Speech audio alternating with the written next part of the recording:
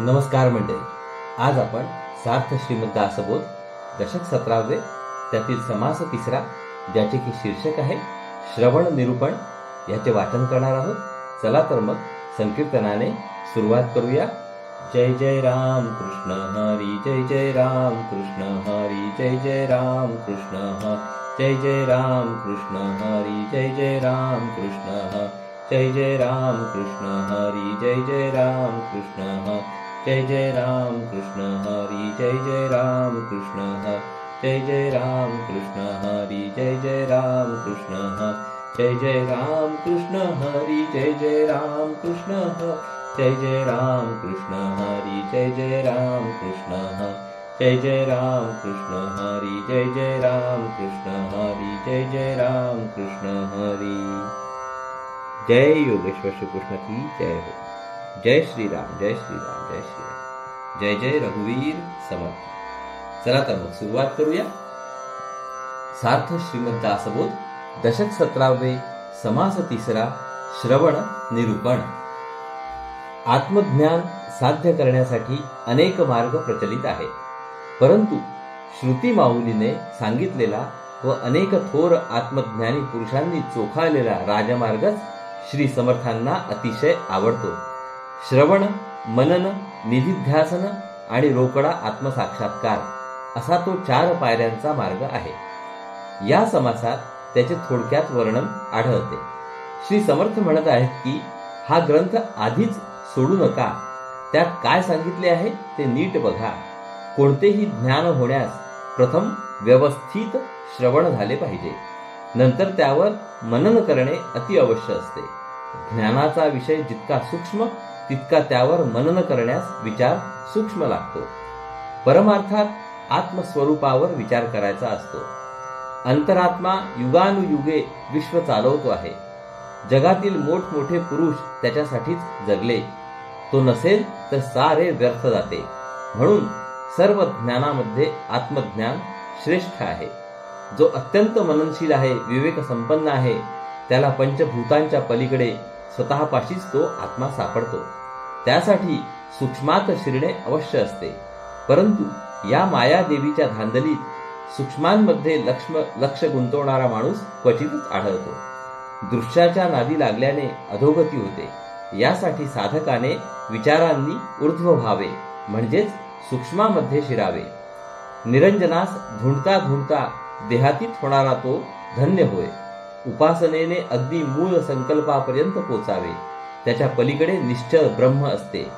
त्या ब्रह्माचा विचार तर सूक्ष्माहून सूक्ष्म आहे. साधकाने विवेक प्रलयाने जावे. हा साधला की ग्रंथ बाजूस ठेवावा. चला तर मग आता ओवी वाचनाला सुरुवात करूया. सार्थ श्रीमद दासबोध दशक 17 समास तिसरा, श्रवण निरूपण. श्रीराम, जय जय रघुवीर समर्थ. परमार्थाच्या साधनांमध्ये श्रवण, मनन, निधिध्यास आणि साक्षात्कार असे आहेत. यापैकी श्रवण आणि मनन हे 2 टप्पे फार महत्वाचे असतात. सत्पुरुषांच्या संगतीत राहून सतत परमार्थ श्रवण घडले पाहिजे. प्रत्यक्ष संगती नसेल तर त्यांच्या ग्रंथांचे श्रवण किंवा वाचन झाले पाहिजे. नंतर त्यावर अत्यंत सूक्ष्म मनन झाले पाहिजे. थांबा थांबा, ऐका ऐका, आधीच ग्रंथ सोडू नका. सांगितले ते ऐका सावधपणे. श्री समर्थ श्रोत्यांना म्हणतात की अहो, थोडे थांबा, माझे म्हणणे जरा ऐकून घ्या. ग्रंथ वाचणे आधीच सोडून देऊ नका. ग्रंथामध्ये जे सांगितले आहे ते लक्षपूर्वक ऐकून घ्या. श्रवणामध्ये सार श्रवण, ते हे अध्यात्म निरूपण. सूचित करून अंतःकरण, ग्रंथामध्ये विवरावे. ज्ञान संपादण्यासाठी जे आपण श्रवण करतो त्यामध्ये आत्मस्वरूपाबद्दल श्रवण करणे हे सर्वोत्तम होय. आपले अंतःकरण एकाग्र करावे आणि ग्रंथामध्ये जे प्रतिपादन केले आहे त्याचे विवरण करावे. श्रवण मननाचा विचार, निजध्यासे साक्षात्कार. रोकडा मोक्षाचा उधार, बोलोंची नये. जे श्रवण केले त्याचे मनन करून विचार वाढवावा. त्यानंतर निधिध्यास धरून साक्षात्कार करून घ्यावा. मोक्षाचा व्यवहार हा असा रोकडा आहे, त्यामध्ये उधारीची भाषा बोलूच नये. नाना रत्ने परीक्षिता अथवा वजने करिता, उत्तम सोने पुटी घालिता सावधान असावे. अनेक रत्नांची परीक्षा करताना, अनेक मौल्यवान वस्तूंचे वजन करताना किंवा उत्तम सोने मुशीत घालीत असताना अतिशय सावध राहावे लागते. नाना नाणी मोजून घेणे, नाना परीक्षा करणे, विवेकी मनुष्यासी बोलणे सावधपणे. अनेक नाणी मोजून घेताना, अनेक वस्तूंची परीक्षा करताना, विवेकी माणसाशी बोलताना फार सावधपणा बाळगावा लागतो. जैसे लाखोलींचे धान्य निवडून वेचिता होते मान्य, सगट मानिता अमान्य देव क्षोभे. देवाला धान्याची लाखोली वाहताना ते निवडून वाहिले तरच देवाला मान्य होते. चांगल्या वाईटाची निवड न करता जर ते सरसकट देवाला वाहिले तर ते त्याला मान्य होत नाही, देवाचा क्षोभ होतो. एकांती नाजूक कारभार, तेथे असावे अति तत्पर, त्याच्या कोटी गुणे विचार अध्यात्म ग्रंथी. एकांतामध्ये बसून एखाद्या अत्यंत नाजूक व गुप्त गोष्टीची चर्चा करणे असेल तर तेथे मन अगदी दक्ष व सावध लागते. अध्यात्म ग्रंथांमध्ये त्याच्यापेक्षा कितीतरी पटीने अधिक सूक्ष्म विचार असतो. काहिण्या कथा गोष्टी पवाड, नाना अवतार चरित्रे वाढ, त्या समस्तांमध्ये जाड अध्यात्म विद्या. कहाण्या कथा गोष्टी पोवाडे अनेक देवांच्या अवतारांची मोठमोठी चरित्रे या सर्वांपेक्षा अध्यात्म विद्या अधिक गहन आहे.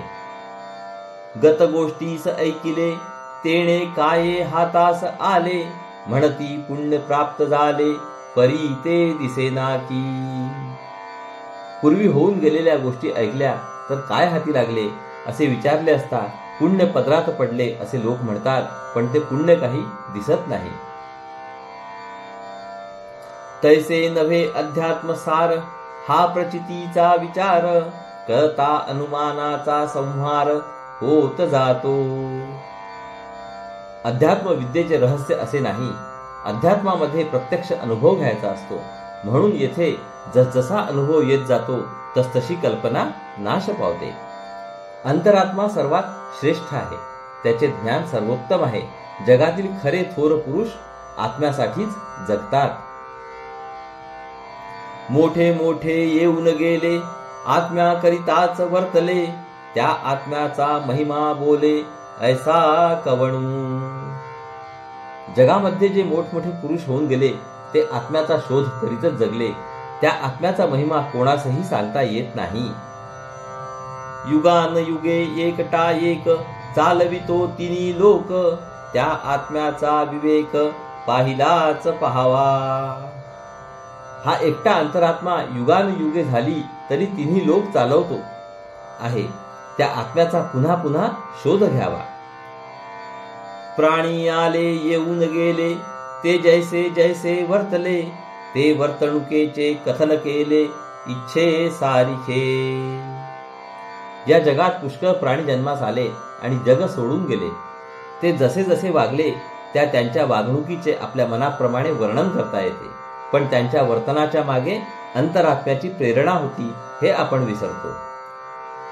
जेथे आत्मा नाही दाट, तेथे अवघे सरसपाट, आत्म्या विडबा पुढे काष्ठ काये जाणे. जेथे सूक्ष्म व घनदाट भरलेला अंतरात्मा नाही तेथे सारे चैतन्यही नसते.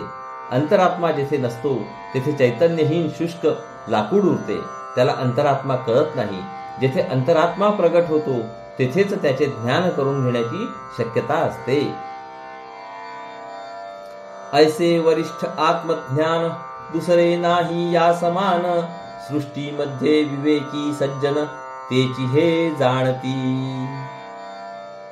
या जगामध्ये आत्मज्ञान सर्वात श्रेष्ठ आहे. त्याच्यासारखे दुसरे काही नाही. जगात जे विवेकी सज्जन असतात तेच ही गोष्ट जाणतात. अंतरात्मा सर्व भूतांच्या पलीकडे असतो. या मायेच्या गोंधळातून मन काढून त्याच्याकडे लावावे. विचाराने सूक्ष्मात शिरावे. पृथ्वी आणि आप तेज याचा पृथ्वीमध्ये समज, अंतरात्मा तत्वबीज ते वेगळेंची राहिले. पृथ्वी, आप आणि तेज या तिन्हींची गणना पृथ्वी तत्वातच करणे योग्य आहे. या सगळ्या तत्वांचे मूळ असलेला अंतरात्मा सर्व भूताहून भिन्न आहे. वायोपासून पहिलीकडे जो कोणी विवेके पवाडे, जवळीच आत्मा सापडे तया पुरुषासी. जो कोणी आत्मानात्म विवेकाने वायूच्या पलीकडे जातो त्याला स्वतःपाशीच अंतरात्मा सापडतो. वायो आकाश गुणमाया, प्रकृती पुरुष मूळ माया, सूक्ष्म रूपे प्रचित येया कठीण आहे. वायू, आकाश, गुणमाया, प्रकृती पुरुष आणि मूळ माया ही सारी अंती सूक्ष्म आहेत. पृथ्वी, आप आणि तेज या तत्वांना काहीतरी व्यक्त रूप असल्याने त्यांचा अनुभव घेता येतो, परंतु त्यांच्या पलीकडील तत्वे सूक्ष्म असल्याने त्यांचा अनुभव घेणे कठीण असते. त्यांच्या पलीकडे अंतरात्मा आहे. माया देवीच्या धांदली, सूक्ष्मी कोण मन घाली, समजला त्याची तुटली संदेह वृत्ती.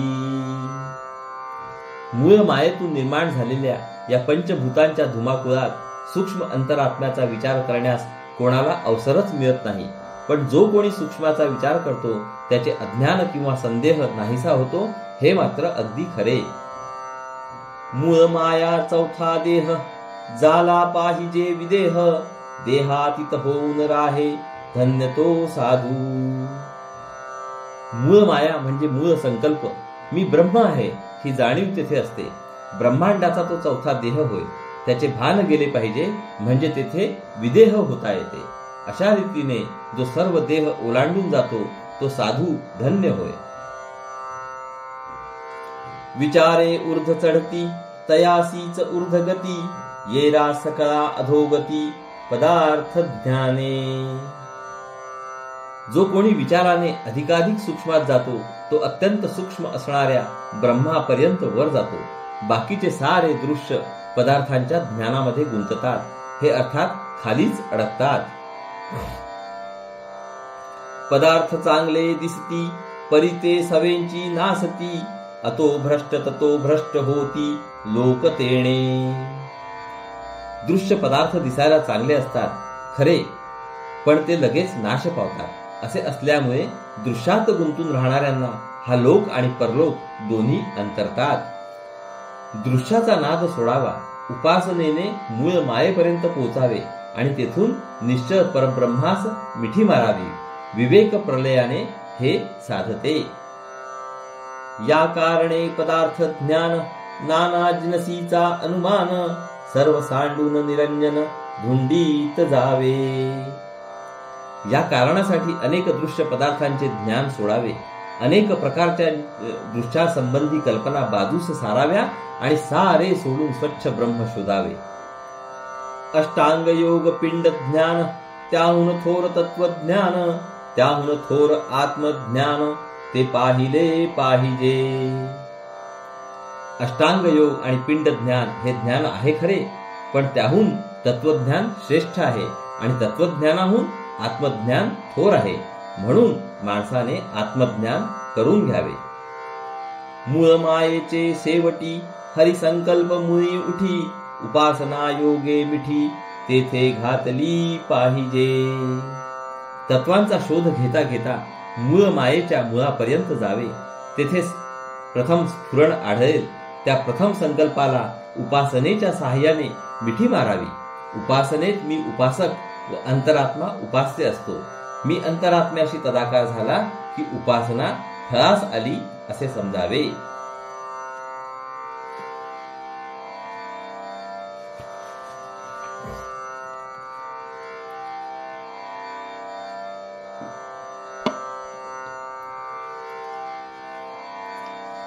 मग त्या पैलीकडे जाण, निखळ ब्रह्म निर्गुण, निर्मळ निश्चळ त्याची खूण गगनासारखी. अंतरात्म्याच्या पलीकडे अगदी एक रस, निर्गुण, निर्मळ व निश्चळ परब्रह्म आहे. ते आकाशासारखे आहे, हीच त्याची खूण समजावी.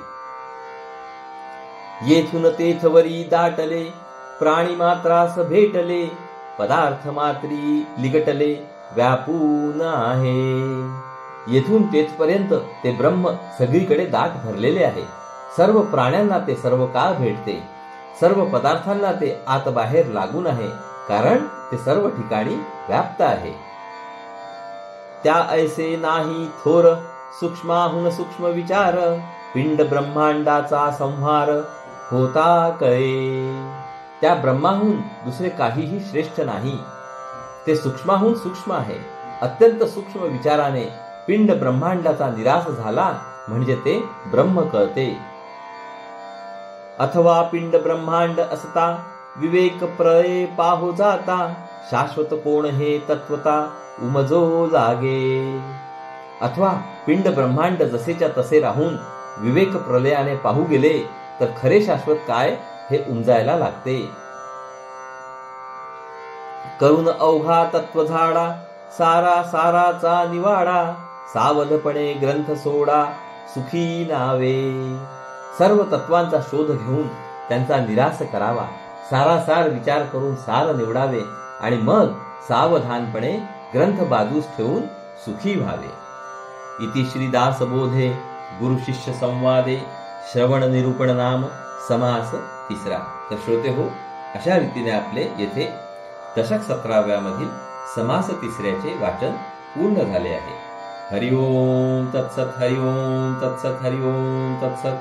हरे कृष्ण कृष्ण कृष्ण हरे हरे, हरे राम राम राम हरे हरे. हरे कृष्ण कृष्ण कृष्ण हरे हरे, हरे राम राम राम हरे हरे. हरे कृष्ण कृष्ण कृष्ण हरे हरे, हरे राम राम राम हरे हरे. हरे कृष्ण कृष्ण कृष्ण हरे हरे, हरे राम राम राम हरे हरे. हरे कृष्ण कृष्ण कृष्ण हरे हरे, हरे राम राम राम हरे हरे. हरे कृष्ण कृष्ण कृष्ण हरे हरे, हरे राम राम राम हरे हरे. हरे कृष्ण कृष्ण कृष्ण हरे हरे, हरे राम राम राम हरे हरे. हरे कृष्ण कृष्ण कृष्ण हरे हरे, हरे राम राम राम हरे हरे. हरे कृष्ण कृष्ण कृष्ण हरे हरे, हरे राम राम राम हरे हरे. जय योगेश्वर श्री कृष्ण की जय हो. जय श्रीराम, जय श्रीराम, जय श्रीराम. जय जय रघुवीर समर्थ. चला तर मंडळी, पुढील भागात परत भेटूया. नमस्कार. हरिओम हरिओम हरिओम हरिओम.